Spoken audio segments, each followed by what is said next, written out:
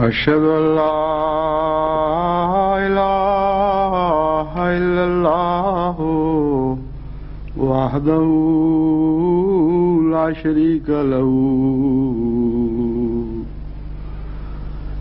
وأشهد أن محمدا عبده ورسوله أما بعد فأعوذ بالله من الشيطان الرجيم بسم الله الرحمن الرحيم الحمد لله رب العالمين الرحمن الرحيم مالك يوم الدين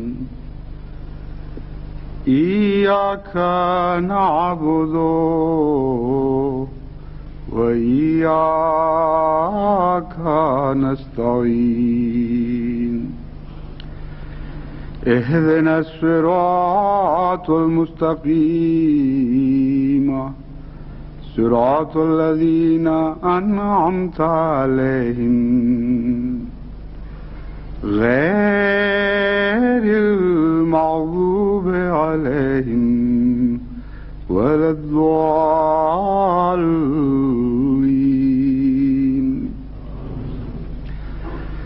لقد كان لكم في رسول الله أسوة حسنة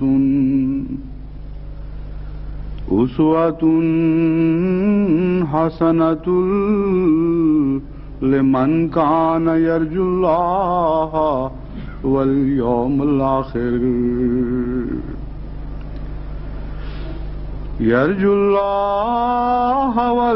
الآخر وذكر الله كثيرا.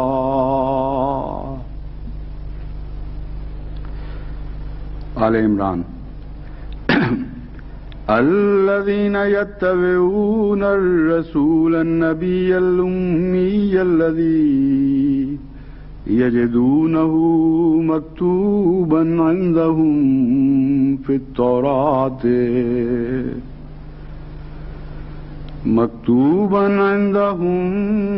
التوراة والإنجيل يأمرهم بالمعروف وينهاهم عن المنكر ويحل لهم الطيبات ويحرم عليهم الخبائث ويضع عنهم إصرهم والأغلال التي كانت عليهم. فالذين آمنوا به وعزروه ونصروه واتبعوا النور الذي أنزل معه أولئك هم المفلحون. قل يا أيها الناس إني رسول الله إليكم جميعا الذي له ملك السماوات والأرض لا إله إلا هو يحيي ويميت. فآمنوا بالله ورسوله النبي الأمي الذي يؤمن بالله وكلماته واتبعوه لعلكم تهتدون.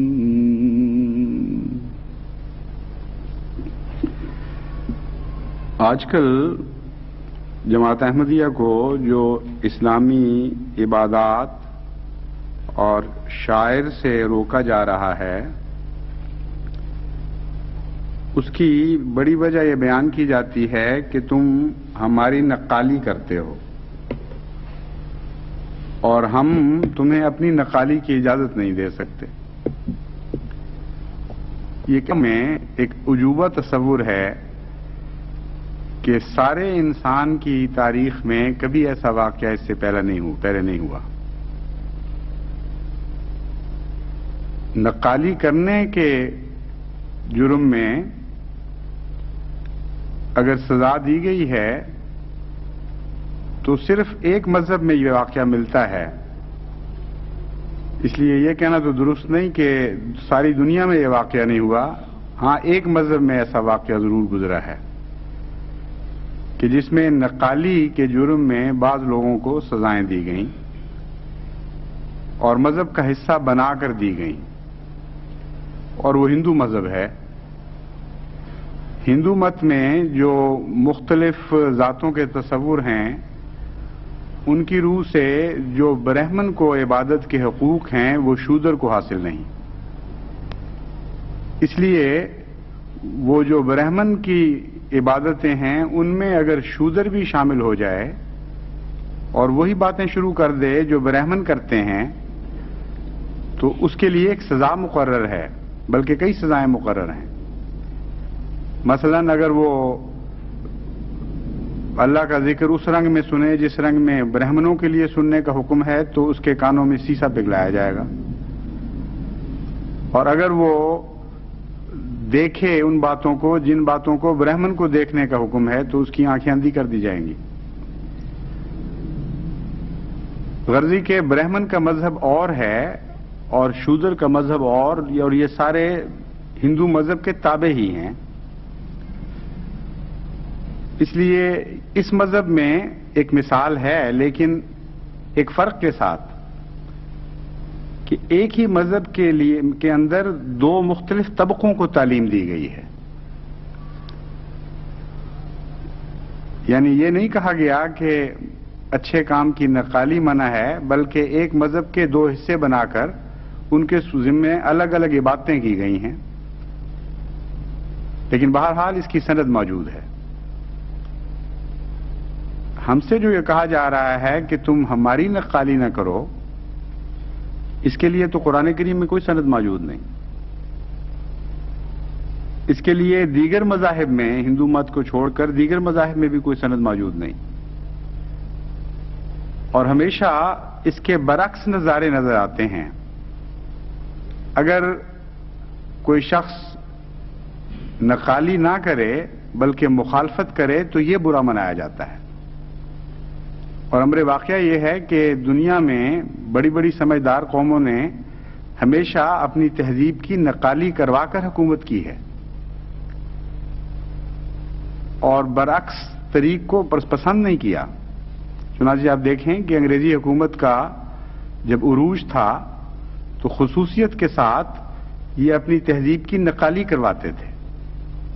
رنگ تو نہیں بدل سکتے تھے، جو کالے تھے وہ کالے رہتے تھے، لیکن ادائیں ساری صاحبوں والی ہو جاتی تھی۔ وہی اٹھنا بیٹھنا، وہی معیار، وہی صبح کے وقت نماز کے لیے عادت نہ بھی ہو اٹھنے کی تو بیڈ ٹی کی خاطر اٹھنا پڑتا تھا۔ تو ساری ادائیں اس قوم نے اپنی دے دیں غلاموں کو غلام بنانے کے لیے، اپنے رنگ میں رنگین کر کے۔ تو ایسی تو چیزیں ملتی ہیں۔ رومن امپائر کے متعلق بھی جب وہ عروج پر تھی، یہی پتہ چلتا ہے کہ لوگ رومن امپائر کی میں رہنے والوں کی نقل کیا کرتے تھے۔ انگریزی میں ایک محاورہ بھی ہے، while in Rome do as Romans do۔ جب تم روم میں جاؤ تو وہی کیا کرو جو ایسا رومن کرتے ہیں، کیونکہ اچھا لگتا ہے، اس میں ہم آہنگی پیدا ہو جاتی ہے۔ تو ایسی مثالیں تو ملتی ہیں کہ غیر قوموں نے اپنی نقالی پر مجبور کیا ہو۔ چنانچہ آج کل ہندوستان میں ہندو مذہب کے برخلاف بعض مسلمانوں کو اپنی نقالی پر مجبور کیا جا رہا ہے، کیونکہ انہوں نے یہ بات سیکھ لی ہے مغربی قوموں سے کہ جب تہذیب میں اپنے ساتھ شامل کر لو تو قوم اثر کتابیں آ جایا کرتی ہیں۔ چنانچہ کلکتے میں خصوصیت کے ساتھ ایک دفعہ مجھے دیکھنے کا موقع ملا. عام طور پر مسلمانوں کی تہبند اور طرح باندھی جاتی ہے اور ہندو اور طرح تہبند باندھتے ہیں. اسی طرح پگڑی کے انداز میں بھی فرق ہے. لیکن وہاں مجھے دیکھ کر یہ بڑا دکھ پہنچا کہ مسلمانوں نے ہندوؤں جیسی تہبند باندھنی شروع کر دی اور انہی کی طرح پگڑیاں پہننے لگ گئے. اور جب میں نے پتہ کیا بعض مسلمان لیڈروں سے اس بات پہ گفتگو کی تو انہوں نے کہا ہمارا بھی فائدہ ہے ان کا بھی فائدہ ہے. وہ پسند کرتے ہیں اس بات کو کیونکہ ہم ان جیسے ہو جائیں تو وہ سمجھتے ہیں کہ ہمیں پھر اس پہ کوئی اعتراض نہیں رہتا, ہمارا معاشرہ ایک ہو جائے گا اور ہمیں فوائد ہیں. یہ جو راہ چلتے لوگ چھرا گھونپ دیتے ہیں وہ تو نہیں کوئی گھونپے گا پھر. تو ہندوستان نے بھی اپنے مذہب کے برخلاف عقل والی قوموں سے عقل سیکھی اور اپنے پیچھے چلانے کے لیے وہی رخ سکھائے ان کو جو رخ ان کے اپنے تھے تاکہ ذہنی طور پر یہ ہمارے تابع ہو جائیں. لیکن ہم سے جو یہ کہا جا رہا ہے کہ تم ہماری نقالی نہ کرو, اس سے ہمیں تکلیف پہنچتی ہے, بہت دکھ ہوتا ہے. یہ ایک عجیب واقعہ ہے جس کے اندر کوئی بھی عقل کا پہلو مضمر نہیں, نہ ظاہر ہے نہ باطن, عقل سے کوئی دور کا بھی اس بات کو تعلق نہیں. اس لیے اس کے مختلف پہلو میں آج آپ کے سامنے کھول کر بیان کرنا چاہتا ہوں, کیونکہ عام طور پر جب کوئی غیر احمدی مسلمان احمدیوں کو کہتا ہے کہ تمہارا کیا حق ہے, ہمارے جیسے کیوں بنتے ہو, چھوڑ دو بننا, کیا فرق پڑتا ہے, تمہارا مذہب اور ہے, تمہیں ہم نے غیر مسلم کہہ دیا ہے. تو عام بیچارے جو سادہ لو احمدی ہیں ان کو پوری طرح جواب بن نہیں پڑتا کہ کیا کہیں. دل تو گواہی دیتا ہے کہ بالکل لغو بات کر رہا ہے, لیکن مجلس میں دوسروں کو سمجھانے کی خاطر کھل کر کیا تجزیہ ہونا چاہیے اس کا, کیا اس پر تبصرہ ہونا چاہیے, ان باتوں سے بعض احمدی بے بہرے ہیں. اس لیے تفصیلی تربیت کی خاطر مجھے یہ چیزیں باری باری اختیار لینی پڑ رہی ہیں. منی موضوع کے طور پر ان کو میں چن رہا ہوں باری باری. سب سے پہلی بات تو یہ ہے کہ اگر کسی مذہب کا بھی پیٹنٹ ہو سکتا ہو اور وہ مذہب والے یہ پسند نہ کریں کہ دوسرے اسے اختیار کریں تو ان کو پیٹنٹ کروانی چاہیے. مذہب ساری دنیا میں پیٹنٹ کا ایک رواج ہے, اس کو اخذ کریں اور اپنے اپنے مذاہب پیٹنٹ کروائیں کہ جو شخص بھی اس مذہب کی نقل کرے گا اس کے اوپر یہ سزا یا یہ جرمانہ ہوگا اس کو. تو مذہب کے قانون کے تابع تو کوئی سزا مل نہیں سکتی مذہب کی نقالی کی, اس لیے دنیا کی قانون کی روح سے ہو سکتی ہے سزا, جیسا کہ پیٹنٹ کی ہو جایا کرتی ہے. تو اگر دنیا میں یہ ممکن ہو تو وہ ایسا کر سکتے ہیں, لیکن سب سے بڑی بات یہ ہے کہ ہم ان کی نقالی کرتے نہیں ہیں بلکہ ان کی نقالی سے ہمیں کراہت آتی ہے. جھوٹ بول رہے ہیں کہ ہماری نقالی کرتے ہو. ہم ان کی نقالی کیسے کر سکتے ہیں؟ نہ تو ہم ان کی طرح اذان سے پہلے گانے گاتے ہیں, نہ اذان کے بعد وہ پڑھتے رہتے ہیں کچھ اور گھنٹہ گھنٹہ لوگوں کو تکلیف پہنچاتے ہیں, ان کے گھروں کے آرام میں مخل ہوتے ہیں, بیماروں کو تکلیف پہنچاتے ہیں, بجائے اس کے کہ حضرت صلی اللہ علیہ وآلہ وسلم کی اذان پر عمل کیا جائے, آپ کی سنت پر عمل کیا جائے. آج کل جو اذانیں دی جا رہی ہیں ان کے تو رنگ ہی بالکل مختلف ہیں. صبح بعض دفعہ اذان سے پہلے آدھا گھنٹہ ہمارے ربوہ میں تو مولوی صاحب خاص طور پر تنگ کرنے کی خاطر بعض دفعہ کئی گھنٹے پہلے گانے گایا کرتے تھے اور بعد میں پتہ چلا کہ وہ ریکارڈڈ ہوتے تھے. ان کو کیا ضرورت تھی خام خواہ آپ بھی ساتھ اٹھیں, اور ان کا تو مقصد لوگوں کو تنگ کرنا تھا. اس لیے وہ ٹیپ ریکارڈر میں پنجابی کے گانے بھر لیتے تھے اذان سے پہلے, اور پھر اذان کے بعد ایک اور گانوں کا سلسلہ یا گالیوں کا سلسلہ شروع ہو جاتا تھا. تو آپ کی نقالی کریں تو ہم تو ایسی اذانیں دیں. پھر ہم تو حضرت اقدس محمد مصطفیٰ صلی اللہ علیہ وآلہ وسلم کی نقالی کرتے ہیں. آپ کی تو نقالی سے ہماری طبیعت متنفر ہے, کراہت پاتی ہے, کیونکہ ایسی ایسی ادائیں آپ نے اختیار کر لی ہیں جن کا ہمارے آقا و مولا حضرت اقدس محمد مصطفیٰ صلی اللہ علیہ وسلم سے کوئی بھی تعلق نہیں تھا. ہمارے ہاں بھی شادیاں ہوتی ہیں, ہمارے ہاں بھی لوگ فوت ہوتے ہیں, ہم کب آپ کی نقالی کرتے ہیں؟ کبھی بھی نہیں کی. سادگی سے شادیاں ہوتی ہیں، نہ بینڈ باجے، نہ ڈھول ڈھمکے، نہ اسراف، نہ دکھاوے، نہ نمائشیں، نہ نیوندرے ڈالنا. کون سی ادا ہم نے آپ کی سیکھی ہے جس سے آپ کو تکلیف ہو رہی ہے؟ ہمارے یہاں بھی لوگ مرتے ہیں، نہ ہم کھانے تقسیم کرتے ہیں، نہ 11ویں نہ 40ویں. جو رسمیں ہیں آپ کی ہم نے تو کبھی بھی نہیں اختیار کی. اس لیے یہ بالکل جھوٹا الزام ہے کہ ہم آپ جیسا بننا چاہتے ہیں. آپ تو ہم سے ناراض ہوتے ہیں کہ ہم سے جیسا کیوں نہیں بنتے. بھول گئے ہیں اس بات کو؟ عجیب طبیعت ہے آپ کی، جس طرح چاہیں موڑ لیں اپنے آپ کو.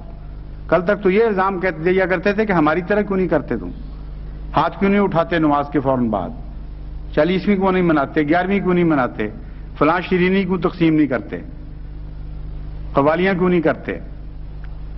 ہر رسم جو آپ کی ہے وہ ہم چھوڑ بیٹھے تھے، اور یہ ناراضگی تھی کل تک کہ ہمارے جیسے کیوں نہیں بنتے. اور اب ایسا الٹے ہیں کہ دماغ الٹ گیا ہے بالکل کلیتاً. یہ کہہ رہے ہیں ہمارے جیسے کیوں بنتے ہو، حالانکہ جھوٹ ہے بالکل. ہم تو آپ جیسا نہ بنتے ہیں نہ بننا پسند کرتے ہیں.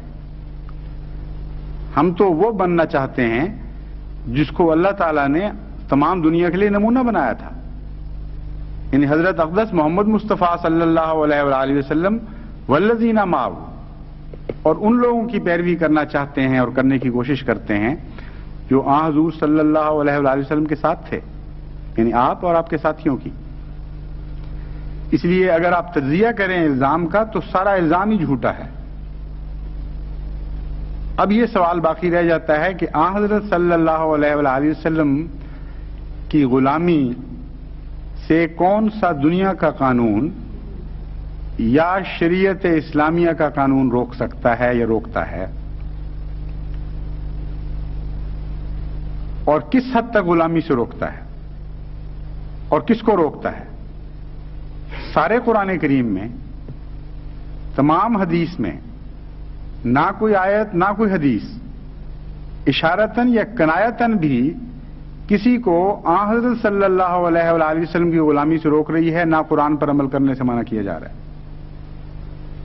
بلکہ قدر مشترک کہہ کہہ کے غیروں کو بلایا جا رہا ہے. تعالوا الی کلمۃ سواء بیننا وبینکم، کہ اہل کتاب ہم تو قدر مشترک کی طرف بلانے والے لوگ ہیں. جو تم مانتے ہو ہماری باتیں وہ تو اختیار کر لو. جن میں اختلاف رکھتے ہو تمہارا حق ہے، جو چاہو اختلاف کرو. لیکن جو تم اپنے منہ سے کہتے ہو کہ ہاں یہ تمہاری باتیں اچھی ہیں، وہ کیوں اختیار نہیں کرتے؟ کیسا عظیم الشان مذہب ہے. ساری دنیا کو اشتراک کی دعوت دے رہا ہے. اس مذہب کو کا حلیہ بگاڑ کر یہ کہا جا رہا ہے کہ یہ قدر اشتراک پسند نہیں کرتا. غصہ آ جاتا ہے اگر کوئی حضور اکرم صلی اللہ علیہ وآلہ وسلم کی غلامی اختیار کرے اور آپ کے پیچھے چلے. جو آیات میں نے آپ کے سامنے پڑھ کے سنائی تھی ان میں یہی مضمون ہے. چنانچہ قرآن کریم فرماتا ہے لَقَدْ كَانَ لَكُمْ فِي رُسُولِ اللَّهِ أُسْوَةٌ حَسَنَةٌ لِمَنْ كَانَ يَرْجُو اللَّهَ وَالْيَوْمَ الْآخِرَ وَذَكَرَ اللَّهَ كَثِيرًا. کہ اے لوگو، تمہارے لیے اللہ کے رسول یعنی محمد مصطفیٰ صلی اللہ علیہ وآلہ وسلم میں ایک بہت ہی حسین اسوہ بنایا گیا ہے. ایک ایسا خوبصورت نمونہ رکھ دیا گیا ہے کہ اب جو کوئی بھی اللہ کو چاہتا ہے وہ اس اسوے کی پیروی کرے، اور جو یوم آخر کی خواہش رکھتا ہے کہ یوم آخر میں وہ نجات دہندہ شمار ہو، اس کو بھی یہی چاہیے کہ وہ اس اسوے کی پیروی کرے. یہاں تو حضرت صلی اللہ علیہ وآلہ وسلم کے اسوہ کی پیروی کے لیے نہ مسلمان ہونا شرط قرار دیا گیا، نہ کسی فرقے کی شرط رکھی گئی. ایک چیز مذہب کی قدر مشترک جو ہے وہ بیان فرمائی گئی ہے. کیسا عظیم کلام ہے، کوئی پہلو نہیں چھوڑتا خیر کا. فرمایا من کانا یرجو اللہ لمن کانا یرجو اللہ والیوم الآخر. جو اللہ کو چاہتا ہے اور یوم آخر چاہتا ہے اس کے لیے چارہ نہیں ہے اس کے سوا کہ محمد مصطفیٰ صلی اللہ علیہ وسلم کی پیروی کرے. تو جب تک یہ قانون نہ بنائیں کہ اللہ کو چاہنا جرم ہے اور آخرت کے یوم آخرت میں اپنی نجات پانا، نجات ڈھونڈنا جرم ہے، جب تک یہ دو قانون پریسیڈ نہ کریں، پہلے نہ بنائے جائیں، اس وقت تک حضرت محمد مصطفیٰ صلی اللہ علیہ وآلہ وسلم کی غلامی سے کوئی روک ہی نہیں سکتا کسی کو. تو آیات پر تبر رکھ کر آپ جو چاہیں کریں، لیکن ہماری گردنیں سے کاٹنے سے پہلے آیات کی گردنیں کاٹنی پڑیں گی. قرآن کریم میں قتل بیوند کرنی پڑے گی، کیونکہ اتنی کھلی کھلی کتاب ہے، اتنا واضح کر دیتی ہے اپنے مضمون کو کہ کوئی بھی شک کی گنجائش باقی نہیں چھوڑتی. پھر فرماتا ہے ان لوگوں کا ذکر کر کے، الذین یتبعون الرسول النبی الامی الذی یجدونہ مکتوبا عندہم فی التوراۃ والانجیل، کہ وہ لوگ جو پیروی کرتے ہیں رسول نبی کی، یعنی محمد مصطفیٰ کی، جو امی بھی ہے، اور اس کا وہ ذکر پڑھتے ہیں اپنی کتابوں میں، فی التوراۃ والانجیل، تورات میں بھی اور انجیل میں بھی. اب الذین یجدونہ مکتوبا عندہم سے مراد صاف پتہ چل رہا ہے کہ اہل کتاب ہیں، کیونکہ مسلمانوں کی دو کتابیں تو نہیں ہیں. یہ الذین سے مراد کون ہیں؟ وہ کون لوگ ہیں جو پیروی کرتے ہیں؟ کن کا ذکر چل رہا ہے؟ الذین یجدونہ مکتوبا عندہم فی التوراۃ والانجیل، کہ یہ وہ لوگ ہیں جو تورات اور انجیل میں محمد رسول اللہ صلی اللہ علیہ وسلم کا نام لکھا ہوا دیکھتے ہیں، اور پیشتر اس کے کہ وہ مسلمان ہو جائیں ان کے دل میں حضرت صلی اللہ علیہ وآلہ وسلم کی محبت پیدا ہو جاتی ہے، اور پھر وہ آپ کی پیروی کرتے ہیں، اور اس کے نتیجے میں پھر ایمان ان کو نصیب ہوتا ہے. اور حضرت صلی اللہ علیہ وآلہ وسلم ان لوگوں سے کیا سلوک کرتے ہیں، کیا کہتے ہیں ان کو؟ قرآن کریم نے 6 کام بتائے حضرت صلی اللہ علیہ وآلہ وسلم کے. جو کوئی بھی حضور اکرم صلی اللہ علیہ وآلہ وسلم کو سے محبت کرنے لگے اور اپنے آپ کو آپ کے حضور پیش کر دے کہ اب جس طرح چاہیں مجھے بنا دیں، میں حاضر ہوں، تو فرمایا امر بالمعروف کرتے ہیں حضور صلی اللہ علیہ وسلم، اچھے نیک کاموں کا حکم دیتے ہیں، اور نہی عن المنکر کرتے ہیں، برے کاموں سے روکتے ہیں، اور طیبات کو حلال کرتے ہیں، فرماتے ہیں کہ اچھی چیزیں، پاکیزہ چیزیں کھایا کرو، اور خبائث کو، گندگی اور بیہودہ چیزوں کو منع فرماتے ہیں کہ یہ چیزیں نہ کھایا کرو، اور بوجھ اتارتے ہیں تمہارے رسم و رواج کے جو بوجھ تم نے اپنے اوپر لاد رکھے ہیں، اور گردنوں کے توق کاٹ کے دور کر دیتے ہیں.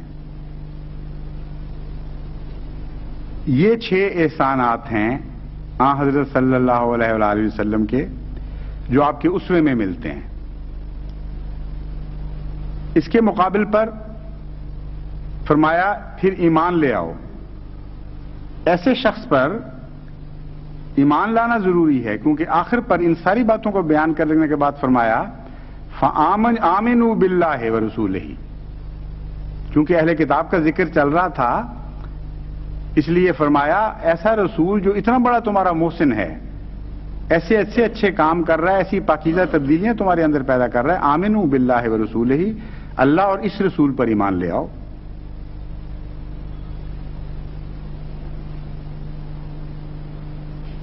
الذی یؤمن باللہ وکلماتہ واتبعوہ لعلکم تہتدون، اس رسول نبی امی پر ایمان لاؤ جو اللہ پر ایمان لاتا ہے خود اور اس کے کلام پر ایمان لاتا ہے، واتبعوہ، اور اس کی پیروی کرو، لعلکم تہتدون، تاکہ تم ہدایت پا جاؤ. یہ ہے قرآن کریم کا حکم. اور بعض حکومتوں کا حکم یہ ہے کہ اس کی پیروی نہ کرو، کیونکہ ہمارے نزدیک چونکہ تم مسلمان نہیں ہو، اس لیے ہم یہ حکم دیتے ہیں کہ محمد رسول اللہ صلی اللہ علیہ وسلم کی پیروی نہ کرو ورنہ سزا ملے گی. تو آپ کی تو ہم پیروی کرتے ہی نہیں پہلے، نہ ہمیں کوڑی کی پرواہ ہے آپ کی پیروی کی. ہم تو جس کی پیروی کرتے ہیں قرآن میں حکم ہے کہ اس کی پیروی کرو. اس لیے یہ دیکھنا پڑے گا کہ اگر پیروی منع ہے تو کس کس جگہ منع ہے، کون کون سی جگہ منع نہیں ہے. یعنی آن حضرت صلی اللہ علیہ وآلہ وسلم جب معروف کا حکم دیتے ہیں، اگر یہ نقالی ہے اور اس سے آپ کو تکلیف ہوتی ہے تو احمدیوں کے لیے پھر یہ جرم ہونا چاہیے کہ وہ سچ بولیں. احمدیوں کے لیے جرم ہونا چاہیے، نہیں عن المنکر فرماتے ہیں رسول اللہ صلی اللہ علیہ وسلم کہ وہ اگر چوری نہ کریں تو یہ جرم ہے. جتنی نیکیاں اسلام میں لکھی ہوئی ہیں حضرت اقدس محمد رسول اکرم صلی اللہ علیہ وآلہ وسلم نے اپنی سنت سے کر کے دکھائی ہیں، وہ ساری نقالی ہیں. ان میں سے کون سی ہے جو نقالی نہیں ہے؟ اور جتنی برائیاں منع فرمائی ہیں ان سے بچنا نقالی ہے. تو پہلے یہ تو قانون بناؤ کہ پاکستان میں اگر کسی احمدی نے کسی کو گالی نہ دی تو یہ جرم ہوگا، اور اگر کسی احمدی نے کسی کی چوری نہ کی تو یہ جرم ہوگا. اگر قتل نہیں کرے گا تو جرم ہوگا، اگر ڈاکہ نہیں ڈالے گا تو جرم ہوگا، اگر غریبوں کی حق تلفی نہیں کرے گا تو جرم ہوگا، اگر شراب نہیں پیے گا تو جرم ہوگا، اگر سور نہیں کھائے گا تو جرم ہوگا، اگر وہ لوگوں کو حرام نہیں کھلائے گا تو جرم ہوگا. ہر نیکی کو قانوناً الٹانا پڑے گا آپ کو، کیونکہ یہ نیکیاں ہم نے حضرت محمد مصطفیٰ صلی اللہ علیہ وآلہ وسلم سے سیکھی ہیں، اور قرآن فرما رہا ہے کہ آپ سے ہی سیکھو گے تم. آئندہ کے لیے ہر خیر کا پیمانہ آن حضور کے خم خانے سے ملے گا. اس لیے جب باہر کچھ رہا ہی نہیں تو نقالی کے بغیر چارہ ہی کوئی نہیں ہے. کون سی دنیا کی قوم ہے جو حضور اکرم کی نقالی کے بغیر بھی دنیا میں پنپ سکتی ہے اور تہذیب لے سکتی ہے، تہذیب سیکھ سکتی ہے؟ کیونکہ قرآن کریم سے پتہ چلتا ہے کہ ہر قسم کی تہذیب، ہر قسم کی اعلیٰ زندگی، ہر قسم کی پاکیزگی آن حضرت صلی اللہ علیہ وآلہ وسلم سے وابستہ فرما دی گئی. بس اگر آپ روکتے ہیں کہ اس سے ہمیں تکلیف پہنچتی ہے تو پھر قانون تفصیل سے بنائیے کہ جو بھی جس کو ہم کہیں گے غیر مسلم ہے اس کو آن حضرت صلی اللہ علیہ وآلہ وسلم کی ہر بات میں الٹ چلنا ہوگا، تب ہمارے دل کو ٹھنڈ پڑے گی. وہ احسان کیا کرتے تھے، اگر تم بھی احسان کرو گے تو ہمیں بہت تکلیف ہوگی، بڑا غصہ آئے گا. اس لیے ہم کہیں گے کہ تم احسان کروا کر تو احسان فراموشی کیا کرو. ہاں حضور صلی اللہ علیہ وآلہ وسلم سچ بولتے تھے اور ہم نے تو تمہیں کافر سمجھ لیا ہے، اس لیے تمہارا کیا حق ہے رسول اللہ صلی اللہ علیہ وسلم کی پیروی کا؟ تم جھوٹ بولا کرو، اور اگر سچ بولو گے تو قانون تمہیں 3 سال کے لیے اندر کر دے گا. ہاں حضرت صلی اللہ علیہ وآلہ وسلم اپنا حق چھوڑتے تھے غیروں کے لیے. تم لوگوں کے حق مارو، تم کون ہوتے ہو حضور کی پیروی کرنے والے؟ اس لیے جب تک ہمارے حقوق نہیں تلف کرو گے ہم تمہیں سزائیں دیں گے. حضرت صلی اللہ علیہ وآلہ وسلم جان اور عزت کی حرمت قائم فرماتے تھے.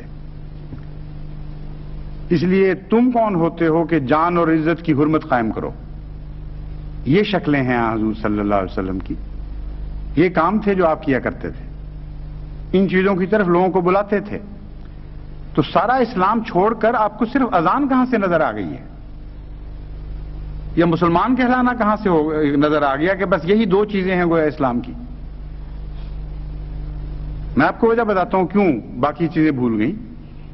اس لیے کہ وہ مشکل ہیں، وہ آپ نہیں کرتے، بہت سارے چھوڑ بیٹھے ہیں. اس لیے مشکل کام جو ہیں وہ تو آپ نے ان سے ہو رہا ہے، وہ یہ ہمیں کیا کہیں گے کہ ہماری نقالی کرتے ہو. اس لیے جو کام آسان ہیں اور چند آدمیوں نے کرنے ہیں وہ وہاں انہوں نے نقالی ڈھونڈ لی ہے. ایک مولوی نے اذان دے دی اور جماعت کھڑی کرا دی اور مسلمان کہہ دیا اپنے آپ کو جب کوئی فارم بھرنا ہوا. اس میں کون سا مشکل کام ہے؟ تو جو مشکل کام تھے ان سے ہمیں نہیں روک رہا ہے، کیونکہ آپ نہیں ہوتے. وہ نیکیاں خود کریں تو پھر کہیں نا کہ ہماری نقالی کرتے ہو. جھوٹی قسموں سے باز آئیں عدالتوں میں تو پھر کہیں نا کہ ہماری نقالی کرتے ہو. ظلم اور سفاکی اور لوگوں کے اموال لوٹنا اور ہر روز قتل و غارت اور چوریاں اور ڈاکے، یہ سارے کام ہو رہے ہیں اس ملک میں جہاں احمدی غیر مسلم ہیں، اور بڑی کثرت سے ہو رہے ہیں۔ تو ان سب کاموں میں ہمیں کیسے روکیں گے؟ کیونکہ اگر وہ روکیں گے تو آپ تو کر نہیں رہے، نکالی کس بات کی ہوگی پھر؟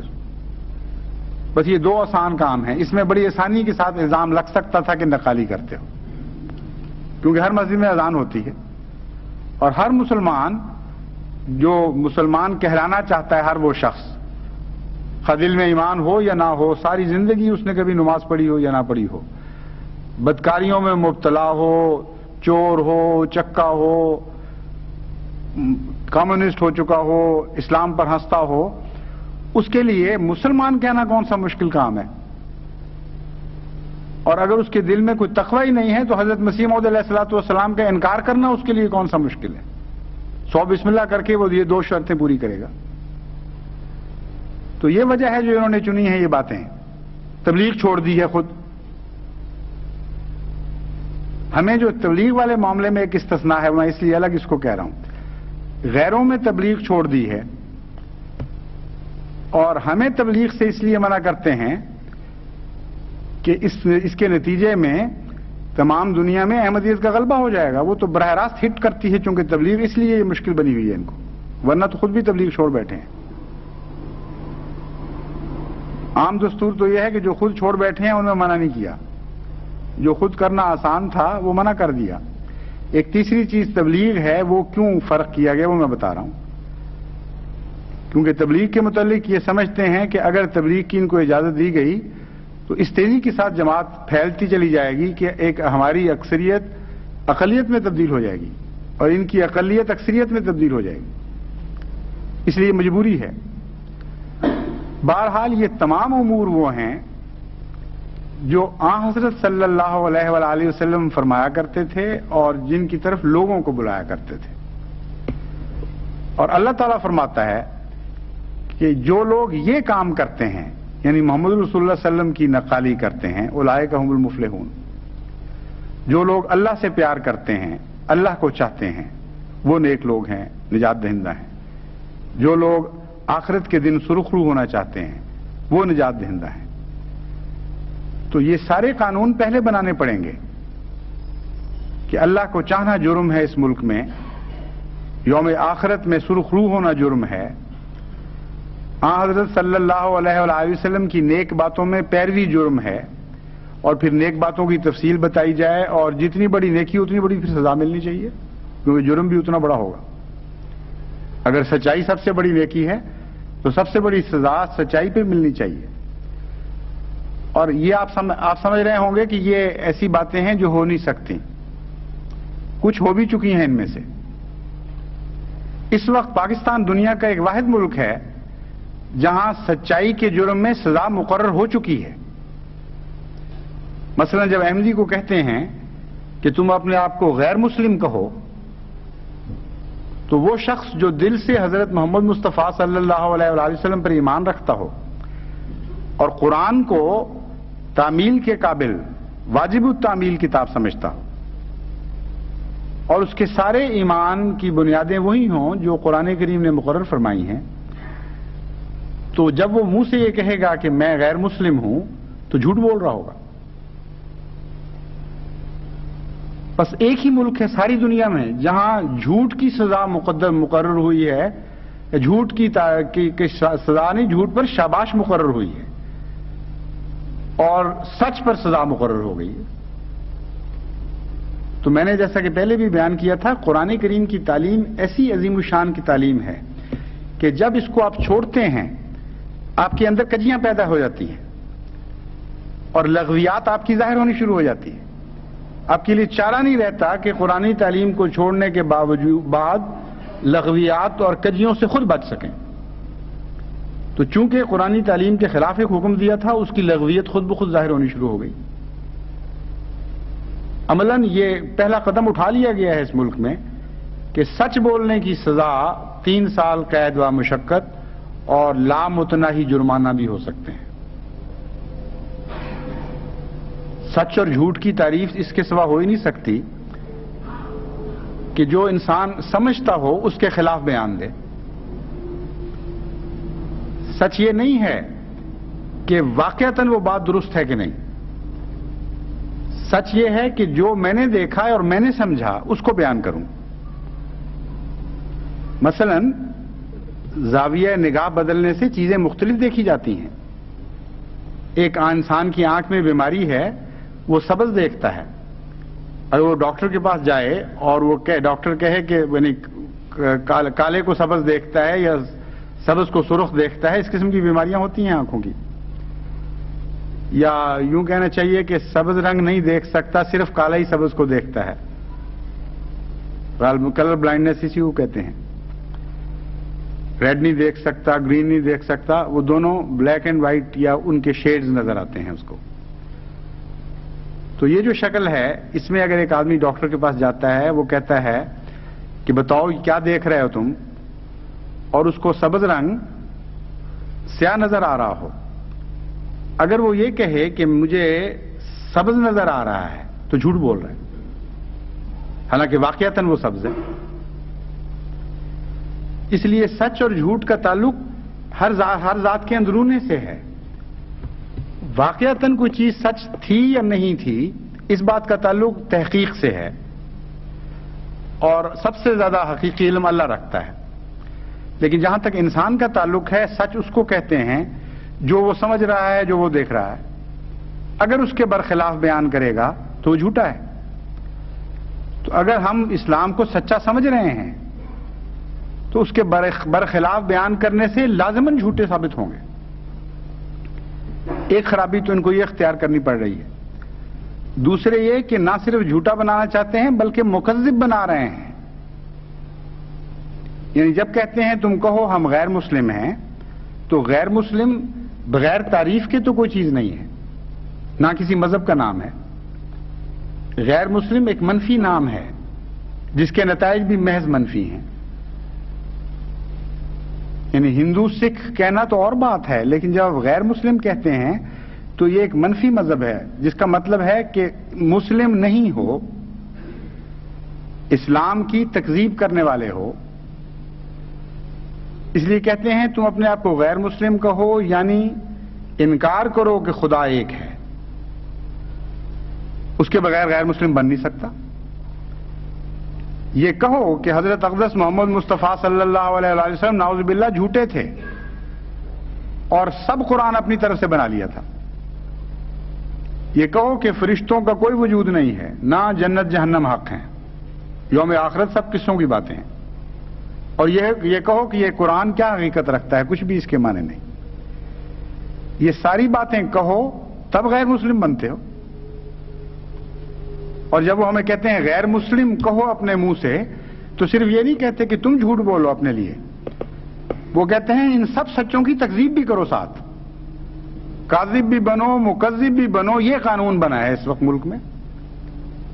کیسے ممکن ہے کہ کوئی احمدی جھوٹ بولے اور پھر مکذب بھی بن جائے؟ لیکن کہتے یہ ہیں کہ ہمیں تکلیف ہوتی ہے. یعنی تم اگر کہو میں مسلمان ہوں تو عوام الناس اس سے یہ نتیجہ نکالیں گے غلطی سے بیچارے کہ تم کہہ رہے ہو اللہ ایک ہے، اور تمہارا یہ کہنا کہ اللہ ایک ہے کتنی تکلیف دے گا لوگوں کو. کہتے ہیں ہمارے دلوں میں تو آگ لگ جاتی ہے اس بات سے. ہمارا تو اتنا ہمیں تکلیف ہوتی ہے کہ ہمارا دل چاہتا ہے کہ اپنی سینوں کی آگیں تمہارے گھروں میں منتقل کر دیں، اور پھر ہم کرتے بھی ہیں.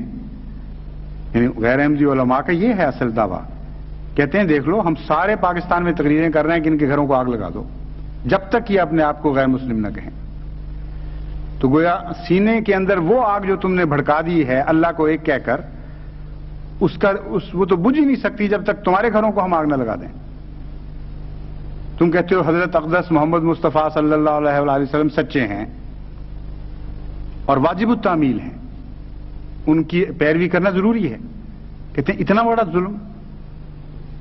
ہمیں تو بڑی سخت تکلیف ہوتی ہے کہ کوئی شخص کہے رسول اللہ صلی اللہ علیہ وسلم سچے. اس لیے جب تک جھوٹا نہیں کہو گے ہمارے دل کو ٹھنڈ نہیں پڑے گی. قرآن کو جھوٹا کہو، فرشتوں کو جھوٹا کہو، یوم آخرت کو غلط کہانی بیان کرو، پھر ہم کہیں گے ہاں الحمدللہ اب تم ہمارے بھائی ہو، اب تمہیں ہم سارے حقوق دیتے ہیں جو پہلے تم سے ہم نے چھین لیے تھے۔ تو قرآن کریم کو چھوڑ کر جب آپ کوئی طریق اختیار کرتے ہیں تو ہر چیز الٹ جایا کرتی ہے۔ اس کو کہتے ہیں کتاب کا کمال کہ کھیلنے نہیں دیتی اپنے آپ سے۔ جب آپ اس سے کھیلنے کی کوشش کریں گے، جس طرح بڑی طاقت کی بجلی ہو، اس کا غلط استعمال دھکا دیتا ہے، بعض دفعہ ہلاک کر دیتا ہے۔ تو قرآن تو اتنی قوی کتاب ہے، اس کے قانون کے مطابق آپ اس کو استعمال کریں تو ایک عظیم الشان طاقت ہے۔ اس کے اندرونی قانون کے برعکس جب بھی اس کو استعمال کرنے کی کوشش کریں گے یہ ہلاک کر دے گی آپ کو۔ دنیا کی بجلیاں کیا حیثیت رکھتی ہیں اس کے مقابل پر؟ یہ تو وہ کلام ہے کہ اگر پہاڑ بھی جرت کریں اور بڑی بڑی دنیا کی عظمتوں کے پہاڑ بھی ہوں، یعنی بڑی بڑی قومیں ہوں، تو ان کو بھی یہ قرآن پارا پارا کر سکتا ہے ایک جھٹکے میں اگر غلط استعمال کریں گے تو یہ ہو رہا ہے اس وقت کہ قرآن کریم کی تعلیم کو نہ سمجھنے کے نتیجے میں ہر بات الٹ چکی ہے، ہر بات بے معنی اور لغو ہو گئی ہے، اور جو چیزیں اچھی لگنی چاہیے وہ بری لگنے لگ گئی ہیں، جو بری لگنی چاہیے وہ اچھی لگنے لگ گئی ہیں۔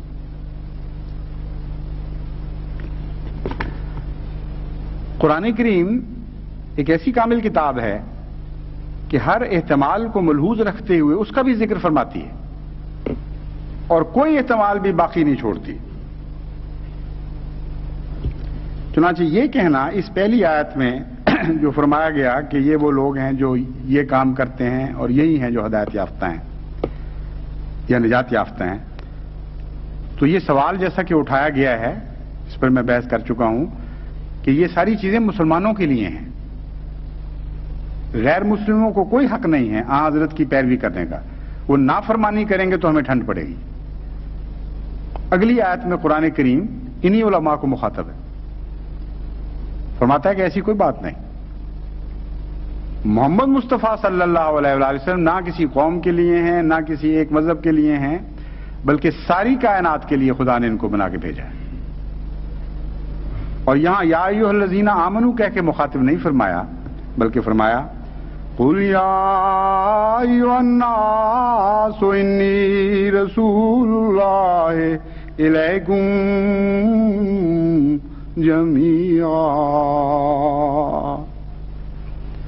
جميعا الذي له ملك السماوات والأرض لا إله إلا هو يحيي ويميت۔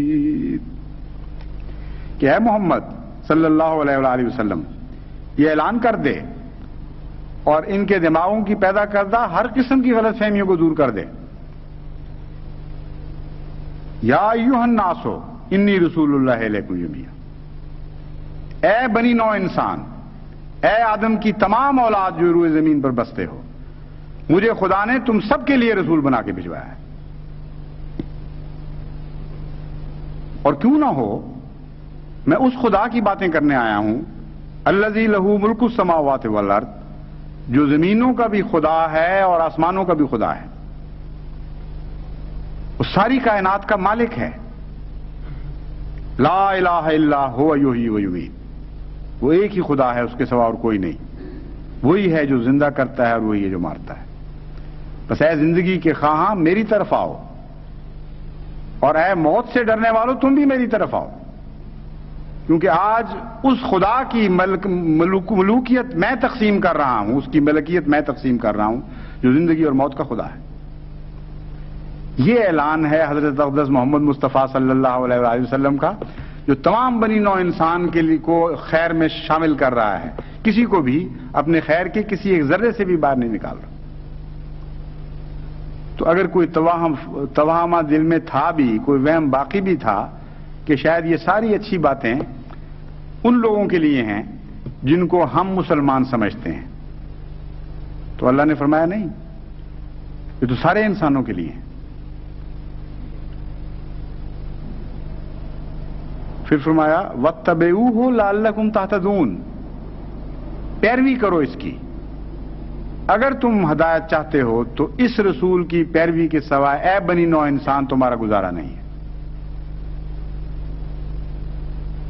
اس اس پر ایمان لاؤ، اللہ پر ایمان لاؤ، اس کے کلمات پر ایمان لاؤ، جیسا کہ یہ کرتا ہے واتبعوہ لعلکم تہتدون۔ اور یہاں حضرت صلی اللہ علیہ وآلہ وسلم کا اللہ پر ایمان بتا کر خدا سے وسیلہ ہونا بھی بتا دیا گیا کہ اللہ پر حقیقی ایمان لانے والا تو یہی ہے۔ اگر تم اللہ پر ایمان لانا چاہتے ہو تو اس کے واسطے سے، اس کے وسیلے سے آؤ گے جس خدا کو یہ سمجھا، جس خدا کو اس نے دیکھا، اس پر ایمان لاؤ، تب خدا پر ایمان ہوگا۔ تو کس طرح کاٹ سکتے ہیں یہ امت محمدیہ سے اس شخص کو جو بنی نوع انسان کا ایک جز ہے؟ اگر وہ چاہے یہ فیصلہ کرے کہ اس پیغام کو سن کر لبیک کہے، تو ہے کون جو رستے میں روک ڈال دے اور کھڑا ہو جائے کہ نہیں، میں نے تمہیں رسول اللہ صلی اللہ علیہ وسلم کی پیروی نہیں کرنے دینا؟ عملاً اس کا نتیجہ ایک اور نکلے گا۔ ہر بات جیسا کہ میں نے بیان کیا تھا قرآن کے خلاف جاتی ہے تو ایک برعکس نتیجہ بھی پیدا کر دیتی ہے۔ یہ چاہتے تھے ہمارے حقوق پر قدغن لگانا، ہمارے حقوق کو محدود کرنا، اور نتیجہ یہ نکالا کہ حضرت صلی اللہ علیہ وآلہ وسلم کے حقوق پر قدغن لگا دی اور آپ کے حقوق کو محدود کر دیا۔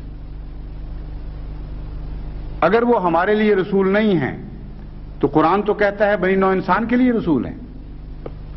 اگر وہ احمدیوں کے لیے رسول نہیں ہیں تو حضرت محمد مصطفیٰ صلی اللہ علیہ وآلہ وسلم جن کے لیے بھیجے گئے تھے ان میں سے احمدیوں کو آپ نے نکال کر ایک طرف کر دیا اور حضرت اقدس محمد مصطفیٰ کا دائرہ چھوٹا کر دیا اپنی طرف سے۔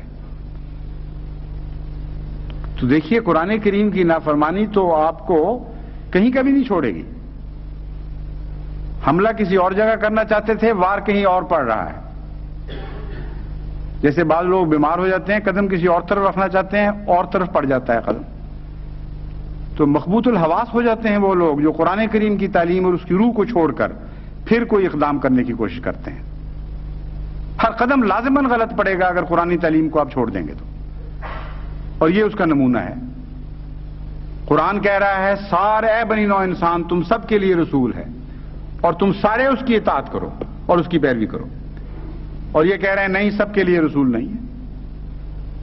جن کو ہم غیر مسلم قرار دیں ان کے لیے محمد رسول اللہ صلی اللہ علیہ وسلم رسول نہیں ہیں، اور اگر وہ پیروی کریں گے قرآن کے بیان کے مطابق تو ہم ان کو قتل کریں گے۔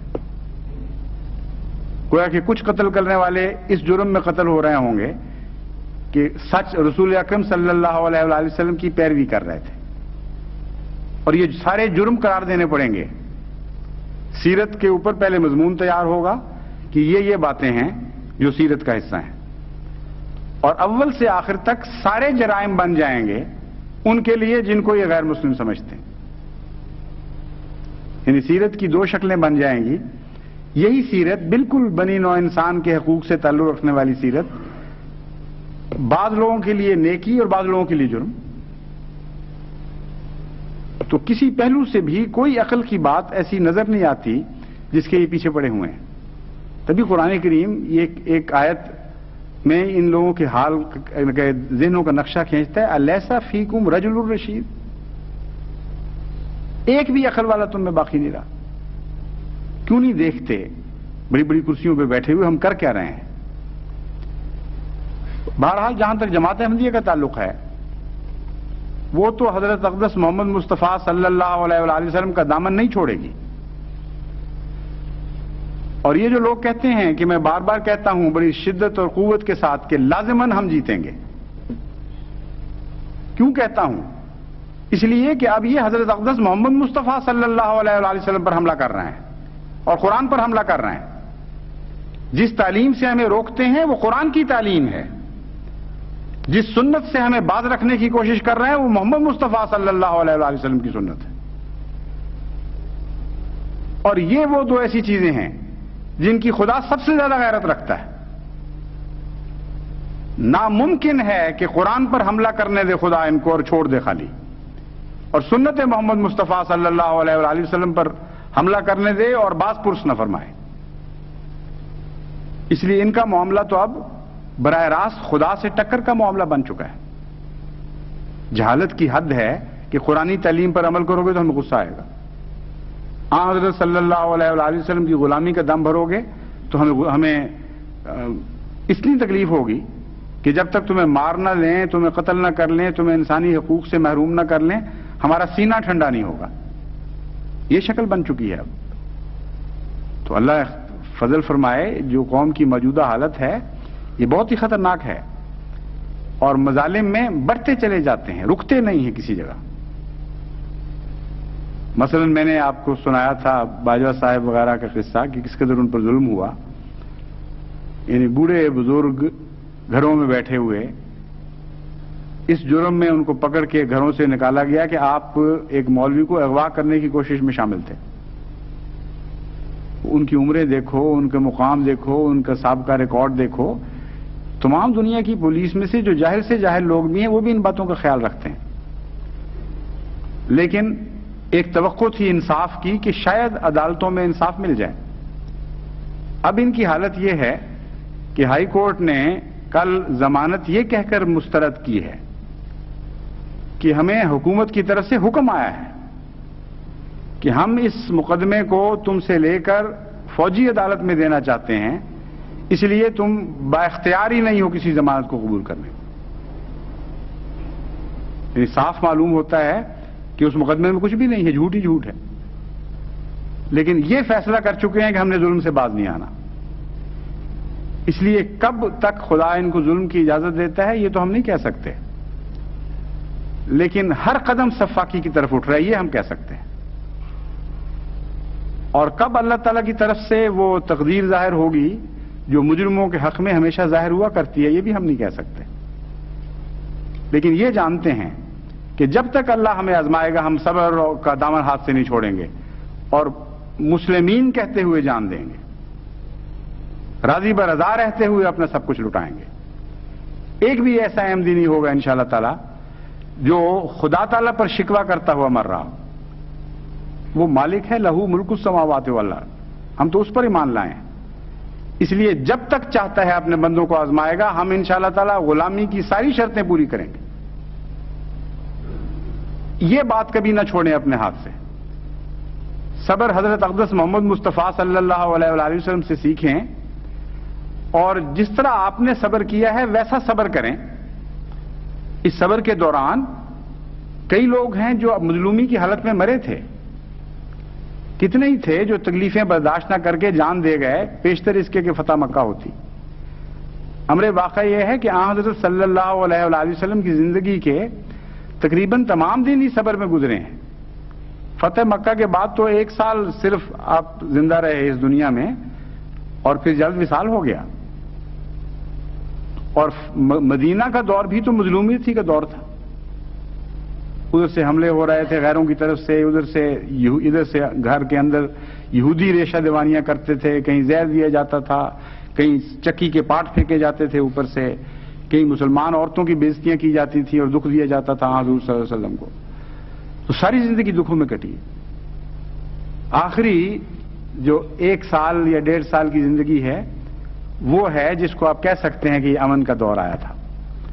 لیکن کلیتاً امن کا وہ بھی نہیں تھا، کیونکہ بہت سے بعض غزوے اس کے بعد ہوئے ہیں اور ہر طرف سے بے اطمینانی کی خبریں بھی ملتی تھیں. تو اسوہ رسول کو اگر آپ سختی سے پکڑ لیں، یعنی بڑی مضبوطی کے ساتھ اس پر کار بند ہو جائیں، تو پھر آپ کا کوئی بگاڑ نہیں سکے گا. ہم میں سے بعض ایسے بھی ہوں گے جو بیچارے فتح کی تمنا لیے ہوئے اس دنیا سے رخصت ہو جائیں گے، مگر مرتے وقت ان کو راضی برضا رہنا چاہیے، اور ان کی ان نیکیوں کے بدلے، ان کی ان بھلائیوں کے صدقے ایسی نسلیں آنے والی ہیں جو فتح میں آنکھیں کھولیں گی اور وہ سوچ بھی نہیں سکیں گی کہ ہمارے ماں باپ نے کیسی دردناک قربانیاں دی تھیں اس فتح کے لیے. اس لیے یہ تو بہرحال ہوگا کہ جس شخص نے قرآن پر ہاتھ ڈالا ہے وہ لازماً ہاتھ کاٹا جائے گا. جس نے محمد مصطفیٰ صلی اللہ علیہ وآلہ وسلم کے فیض کو محدود کرنے کی کوشش کی ہے اس کے فیض کے چشمے سوکھیں گے. محمد رسول اللہ علیہ وسلم کے فیض کے چشمے کو کوئی سکھا نہیں سکتا. اس لیے لازماً ان کے مقدر میں حسرتناک شکست ہے، اس کے سوا کچھ نہیں. یہ یقین آپ رکھیں. کیونکہ اس کے لیے ساری تاریخ ہمیں بتا رہی ہے کہ ایسا ہی ہوتا ہے، ایسا ہی ہوگا۔ ہاں چند آدمی بیچارے جو پہلے وفات پا جائیں یا ان کے دکھوں کی تاب نہ لا کر جانے دے دیں، ان کا معاملہ ان کے خدا کے ساتھ ہے۔ میں تو صرف اتنا کہہ سکتا ہوں، ایک سانس بھی مرتے وقت تک احمدی کا ناشکری کا نہیں ہونا چاہیے۔ راضی برضا رہتے ہوئے، ہنستے ہوئے، اپنے رب سے مخاطب کرتے ہوئے جان دے کہ اے خدا میں تیرے بندوں کی طرح رہا، تیرے بندوں کی طرح جان دے رہا ہوں، تو مجھے اپنے بندوں میں لکھ لے، اور آج مجھ سے وہ پیار کا سلوک فرما جس کا تو نے قرآن میں وعدہ دیا تھا کہ اے میرے بندو، تم نے بندگی کا حق ادا کر دیا، فادخلی فی عبادی وادخلی جنتی، آؤ اب میرے بندوں کی جنت میں داخل ہو جاؤ جو میری جنت ہے۔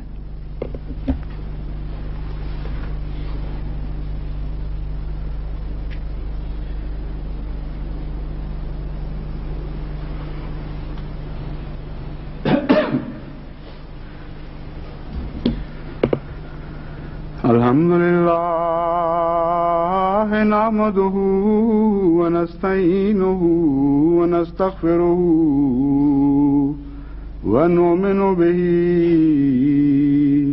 ونتوکل علیہ ونعوذ باللہ من شرور انفسنا ومن سیئات اعمالنا، من يهده الله فلا مضل له ومن يضلله فلا هادي له، ونشهد أن لا إله إلا الله وحده لا شريك له، ونشهد أن محمدا عبده ورسوله۔ عباد الله رحمكم الله، إن الله يأمر بالعدل والإحسان وإيتاء ذي القربى وينهى عن الفحشاء والمنكر والبغي يعظكم لعلكم تذكرون۔ اذكروا الله يذكركم وادعوه يستجب لكم